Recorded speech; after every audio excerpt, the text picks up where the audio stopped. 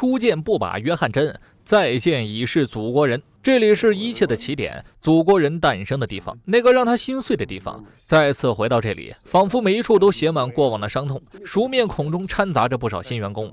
唯一一个今天休息的芭芭拉，阿祖也要求请他一起来吃蛋糕。大家知道，祖国人无事不登妙妙屋啊，这是不是最后的晚餐都由他一个人决定？阿祖望向锅炉房，突然就想玩个游戏。曾几多时，弗兰克闲下来时会玩投掷纸团，每当进球时，他就会起锅烧油，用高温灼烧着祖国人。虽然那种温度伤不了阿祖，但火燎的疼痛撕心裂肺。男人嗅到了死亡的气息，解释说那都是工作要求啊。始作俑者沃特的确可恨，但助纣为虐的员工同样不可饶恕。祖国人让他进到锅炉房里去，否则家人也会受到牵连。 Get in the oven or your family goes in with you. Thank you. I'm so sorry. You're sorry? Now? Why? You were just doing your job, right? 从伪装的笑容再到抽搐的嘴角，直到弗兰克烧成黑炭，阿祖瞬间变得意犹未尽。点兵点将到了下一位幸运观众马蒂，以前就是给主任擦马桶的实习生，现在却摇身一变成了前者。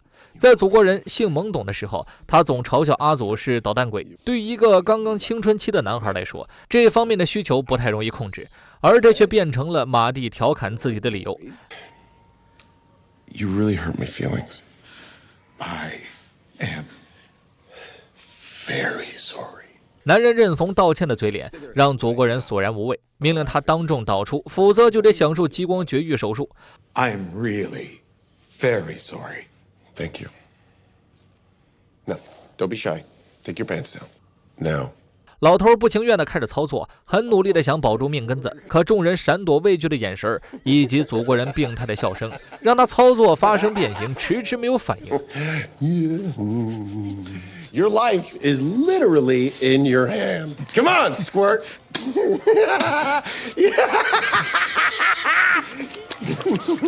I can't. Come on, Marty. I'm sorry. 最后实在是心有余而力不足，哀求祖国人的原谅。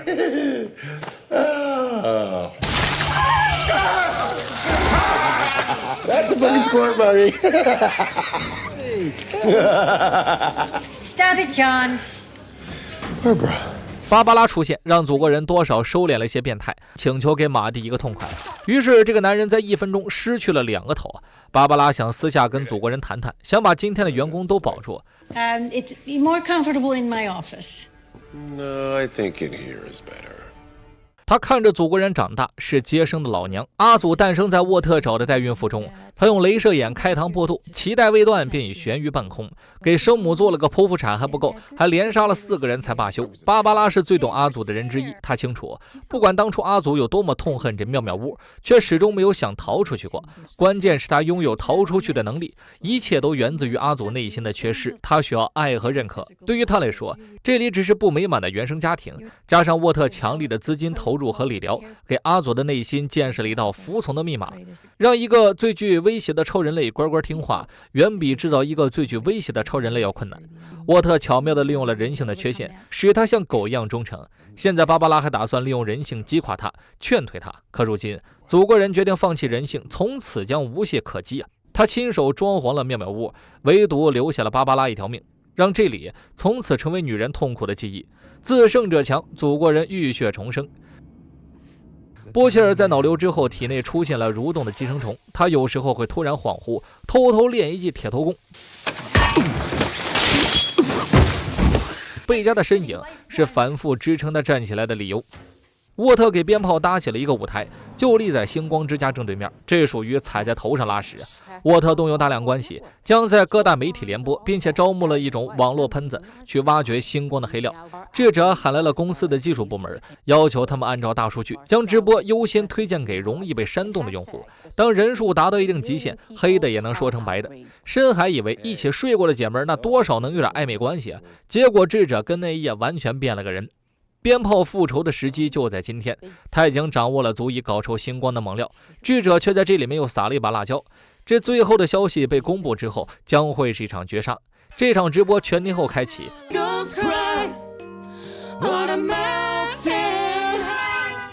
星光之家已经忙坏了。母主临时请来了波切尔，不管家人们对他信任与否，在这种没有底线的战争里，布切尔才是出奇制胜的猛将。况且母乳只是通知他们，并不是商量。布切尔想弄清楚鞭炮针对安妮的原因，他既然不想说，那第一招就是申请5万美金公费。他有关系能查出鞭炮的猛料。不一会儿，他和母乳就来到了鞭炮的休息室，但脑子里的东西再次影响了他。布切尔不知道自己什么时候会倒下，他恳请母乳不论如何都要带回莱恩，将他抚养长大，这是自己最后的遗言了。见到鞭炮，波切尔马上掏出了手机，上面是鞭炮强迫未成年人发生关系的黑料，只要告诉他们智者剩余的计划，黑料马上就删掉，否则波切尔会将它发到各大网站，从此鞭炮就臭名昭著了。女人思考了一会儿，也狠心自己点了发布，她不打算给自己留任何退路。 Starlight, that's 9 letters. Or is that 6 upside down?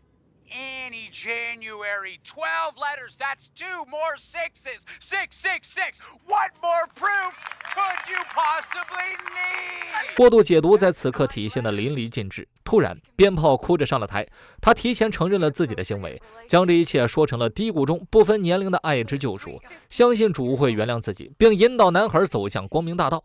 鞭炮话锋一转，将矛头指向了星光，搬出了他不少年轻时的黑料，一下给安妮喷得有点破防了。不稳的电压就像是他的血压。此时波切尔他们回来了，还顺便偷到了鞭炮休息室的钥匙，他要让法兰奇晚点潜入进去，看看能不能搜出些好东西。另一边，休伊突然知道父亲已经脑死亡，他永远都不可能醒过来了，于是他利用母乳的身份约见了火车头，并且带着喜美子以防万一。 What the shit is this? Where's the talking goatee with the gold chains?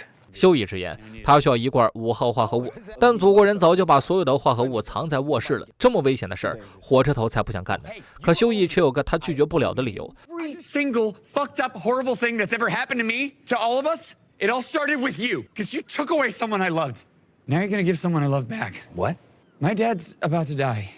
这属于洗白前的临门一脚啊！事成之后，休伊答应他，所有的账一笔勾销。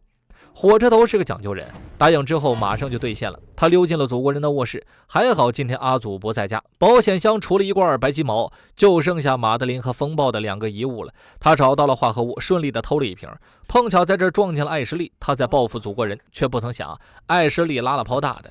You left a floater in his toilet? 2个同样心虚的人，同样背叛阿祖的人，此刻被迫成立了难民联盟。 正当喜美子表达强烈不满和疑问的时候，几声枪响打破了哑剧。休伊在逃命时还崴了脚，是闪光军追了过来，还有那个和喜美子来自同一故乡的女孩。他临时固定了休伊的脚腕，教他一些基本的战斗。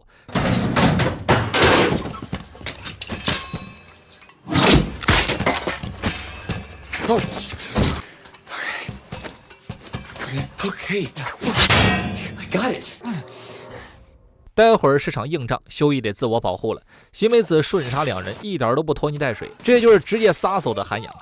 那女孩一发榴弹炮，猝不及防，让喜美子当场裂开。休伊见状，只能自己拼命了。生死存亡的关头，最弱小的他爆发了恐怖的力量，这是来自求生的欲望。直到鲜血喷溅一脸，休伊仍没从杀人的恍惚中回过神来。这个版本的喜美子自愈能力，那就一个字儿：恐怖啊！ 此刻已经恢复状态，和女孩动起了手。他不想伤害女孩，2人的恩怨这才揭开。当初，喜美子用一个冰淇淋将自己的朋友哄到了闪光军营地。从那天开始，女孩要么战斗，要么死，脸上无法愈合的伤疤代表了她对喜美子的恨。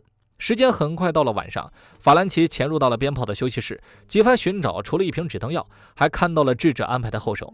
在法兰奇看到的同时，联播节目也公布了他的内容。6个月前，安妮打掉了腹中4个星期的孩子。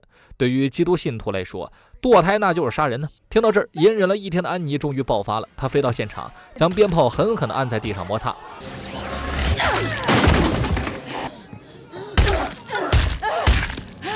等母乳拦住了他，安妮才意识到自己失控了。另外一边，法兰奇也被蒙奇蒂路菲发现了。波切尔通过无线电听到动静，马上赶了过去。橡胶人的高木直接将法兰奇砸晕了。欧维侠赶到时，在场已无人证。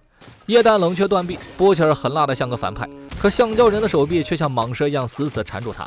屠夫在窒息边缘又一次看到了贝加，之后的事儿他就不记得了。You don't get to quit. Get up! 回过神来的时候，橡胶人变成了一地的皮肤碎片，众人也没来得及多问，赶紧带着法兰奇离开了现场。而法兰奇在内心反复痛苦挣扎后，决定告诉男友事情的真相，是他亲手杀了科林全家。科林感动地流下了眼泪，用自己的拳头狠狠抚摸了法兰奇，留下一句再也不想见面，就转身离开了。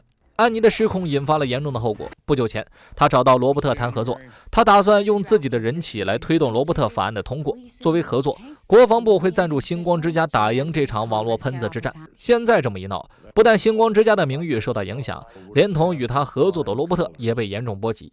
纽曼趁机为自己巩固了地位，真乃是一举两失。安妮堕了胎，这其中受到伤害的还有修义。在这万般艰难的时期，修义却选择了安慰他，把其他的苦往肚子里咽。他和火石头约的时间到了，窝了一肚子火的修义本想骂他几句，可在拿到化合物的瞬间，他决定原谅，两人恩怨就此一笔勾销。躲在角落的波切尔警报了 C 语言，修义表示他不想拿一辈子去憎恨别人，这罐化合物不仅能救父亲，也能救波切尔。但事实上，波切尔早就试过了以毒攻毒，不然也不会落得这个下场。他警告修义，这东西只会害死你父亲，而也仅仅是警告，他有什么资格去左右他人呢？同时，深海的疑问终于得到了解答，原来并不是智者拔屌无情，只有在夜深人静的时候，借助手术钉切除额叶，才能让他享受片刻凡人的放松。在智者的指导中，深海为他完成了今天的切除，捅完了眼角，他们去寻找了其他洞口。直到最后，修义也没做好准备，他不知道现在到底是该让父亲解脱，还是赌一次化合物未知的效果。修义妈妈的眼神仿佛替儿子做了某种决定，随着蓝色的化合物注入血管，男人猛然睁眼。